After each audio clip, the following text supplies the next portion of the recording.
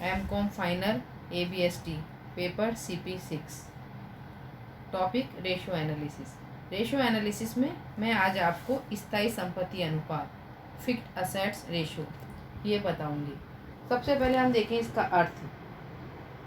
कुछ लेखक स्थायी संपत्तियों का दीर्घकालीन जो कोषों से अनुपात ज्ञात करते हैं उसे ही स्थायी संपत्ति अनुपात कहते हैं। यानी स्थायी संपत्तियों का हम कुल दीर्घकालीन कोषों से अनुपात ज्ञात करेंगे, वो कहलाएगा स्थायी संपत्ति अनुपात। हम इसे फॉर्मूले की सहायता से भी गणना कर सकते हैं। फॉर्मूला क्या है इसका, मैं फॉर्मूला बताती हूँ आपको। Fixed assets ratio is equal to net fixed assets after depreciation upon total long term funds और नेट कैपिटल एम्प्लॉयड। अथवा हम दूसरा फॉर्मूला भी काम में ले सकते हैं, net fixed assets upon net worth plus long term borrowings.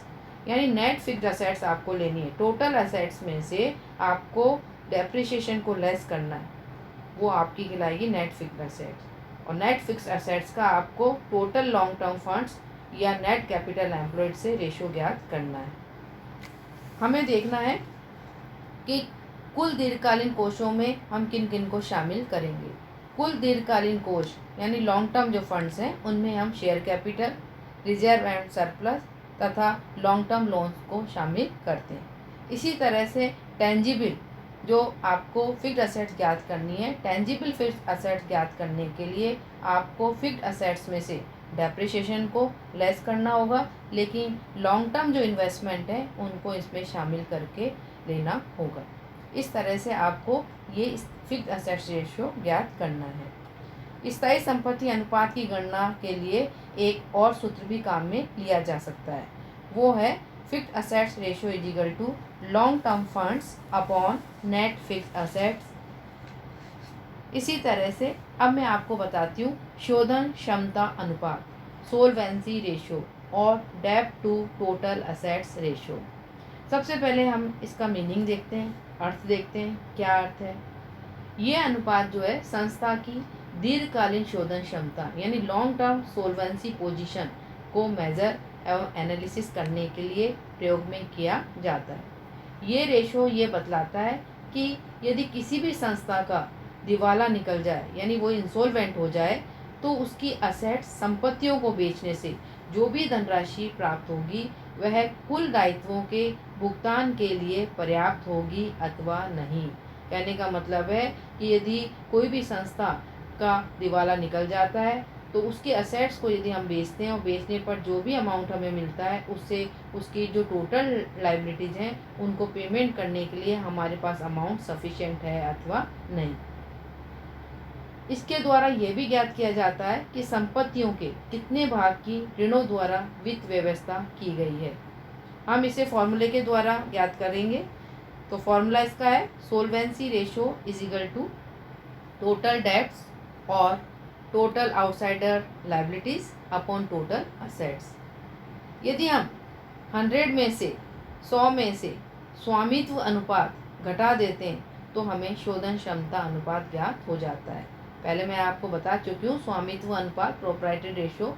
यदि हम 100 में से प्रोप्राइटरी रेशो को लेस करते हैं तो हमारे पास सोल्वेंसी रेशो शोधन क्षमता अनुपात ज्ञात हो जाता है। कुछ लोग संस्था की दीर्घकालीन शोधन क्षमता के मापन के लिए भी ऋण मूर्त संपत्ति अनुपात ज्ञात करना अधिक उपयुक्त समझते हैं। यानी संस्था के कुछ लोग जो है यदि लॉन्ग टर्म हमें सोल्वेंसी पोजीशन का मेजरमेंट करना है तो उसके लिए हम ऋण मूर्त संपत्ति अनुपात इसको भी ज्ञात करना बताते हैं। तो हम इसको कैसे ज्ञात करेंगे, ऋण मूर्त संपत्ति अनुपात डेब्ट टू टेंजिबल असेट्स रेशियो। यह अनुपात यह बताता है कि मूर्त संपत्तियों के कितने भाग के लिए ऋण द्वारा वित्त प्राप्त किया गया है। इस अनुपात की गणना निम्नलिखित सूत्र से करेंगे। तो डेब्ट tangible assets ratio is equal to total debts upon total assets minus intangible assets into 100।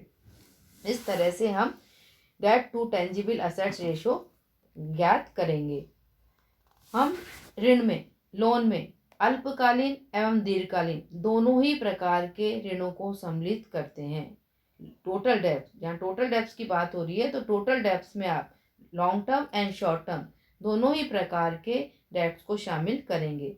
मूर्त संपत्तियों की गणना के लिए, टेंजिबल असेट्स की जो आपको गणना करनी है, उसके लिए आप टोटल असेट्स में से इनटेंजिबल असेट्स जैसे goodwill, profit and loss account का डेबिट बैलेंस, इनको आप टोटल असेट्स में से लेस कर देंगे तो वो कहलाएगा टेंजिबल असेट्स या मूर्त संपत्ति। ये जो आपको मैंने अभी बताए दोनों रेशो, एक तो मैंने अभी आपको बताया fixed assets ratio, solvency ratio, इसलिए और पहले भी जो मैंने कई रेशो आपको बताए, एक छोटी सी प्रॉब्लम प्रैक्टिकल प्रॉब्लम के द्वारा मैं आपको इसको समझा रही हूँ। तो ये प्रैक्टिकल प्रॉब्लम दी गई है और इसमें आपको ज्ञात करना है चालू अनुपात, त्वरित अनुपात, ऋण समता अनुपात, स्वामित्व अनुपात तथा शोधन क्षमता अनुपात। ये सभी रेशो यानी करंट रेशो, क्विक रेशो, डेब्ट equity ratio, proprietary ratio and solvency ratio, ये सब आपको ज्ञात करके बताने। तो सबसे पहले हम कैलकुलेट करते हैं current ratio. Current ratio is equal to, आपको पहले मैंने फार्मूला बताया हुआ है, पहले के जो भी वीडियो मैंने सबमिट किए हुए आपने देखे होंगे। Current ratio is equal to current assets upon current liabilities. पहले हम ये जो बैलेंस शीट आपको दिखाई गई है, इस बैलेंस शीट में से आप करंट असेट्स कैलकुलेट कर लीजिए। तो करंट असेट्स में हम किन किन को ले रहे हैं वो टर्म देख लीजिए।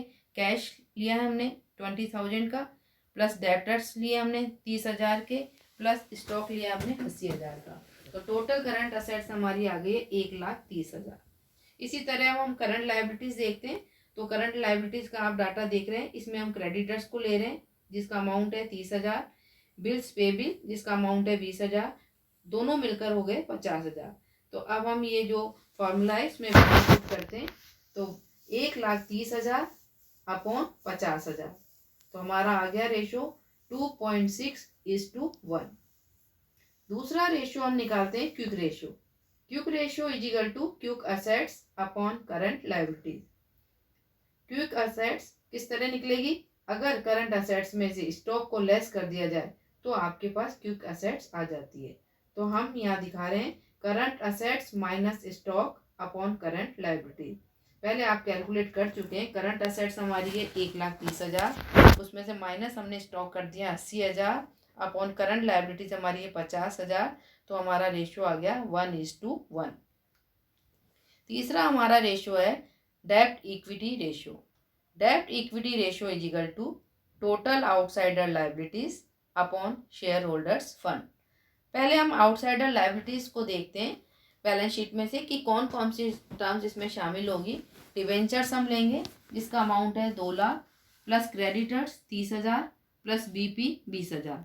इस प्रकार आउटसाइडर लायबिलिटीज हमारी हो गई 2,50,000। फिर हमें ज्ञात करना है share holders fund. Share holders fund में हम लेते हैं share capital 1 lakh, plus reserve and surplus 50,000। तो अमाउंट हो गया हमारा 1,50,000। इस फॉर्मूले में इस अमाउंट को हम पुट करते हैं तो total outsider liabilities 2,50,000 upon shareholders fund 1,50,000। तो फॉर्मूला तो हमारा आ गया 1.67:1। इसी तरह हमारा नेक्स्ट रेशो है proprietary ratio. Proprietary ratio is equal to proprietary fund upon total assets. Proprietary fund हम इसमें रखेंगे अमाउंट, अभी आपने जैसे शेयर होल्डर फंड का जो निकाला उसी को हम प्रोप्राइटरी फंड या नेटवर्थ के नाम से भी जानते हैं। तो यहाँ आप पुट करेंगे 1,50,000 अपॉन टोटल असेट्स। यहाँ बैलेंस शीट में आप देखिए असेट साइड में टोटल असेट्स का अमाउंट है 4 लाख, तो 4 लाख रख देंगे यहाँ अमाउंट। तो इस तरह 1,50,000 अपॉन 4 लाख, तो हमारा रेशो आ गया 0.375:1। नेक्स्ट है हमारा solvency ratio. Solvency ratio is equal to total outsider liabilities upon total assets. तो टोटल आउटसाइडर लायबिलिटीज आपकी अभी आपने कैलकुलेट पहले ऊपर की है, तो वो अमाउंट हमारा है 2,50,000 अपॉन टोटल असेट्स। आपने बैलेंस शीट में अभी असेट साइड में देखा है टोटल असेट्स हमारी है 4 लाख, तो 4 लाख यहाँ हम पुट करेंगे।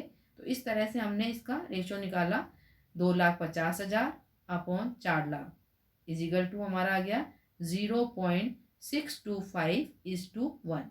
इस तरह से हम ये जितने भी रेशो है इनका कैलकुलेशन करेंगे। Thank you.